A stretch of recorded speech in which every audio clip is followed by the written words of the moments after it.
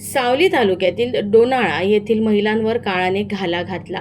लग्नाचे जेवण वाढण्यासाठी जात असलेल्या महिलांच्या टेम्पोला भीषण अपघात झाला असून या घटनेत 30 महिला जखमी झाल्या आहेत. जखमींना तात्काळ गडचिरोलीतील जिल्हा सामान्य रुग्णालयात दाखल करण्यात आले आहे.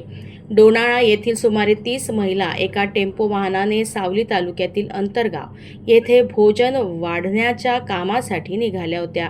मात्र डोनाळा टर्निंगवर चालकाचे वाहनावरील नियंत्रण सुटल्याने हा टेम्पो रस्त्यावरच पलटी झाला. अपघात इतका भीषण होता की टेम्पोमधील महिला गंभीर जखमी झाल्या.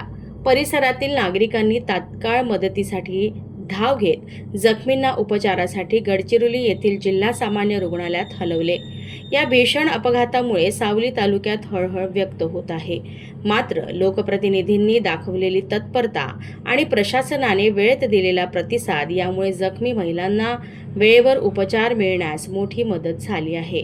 सध्या सर्व महिलांवर तज्ज्ञ डॉक्टरांच्या देखरेखीखाली उपचार सुरू आहेत.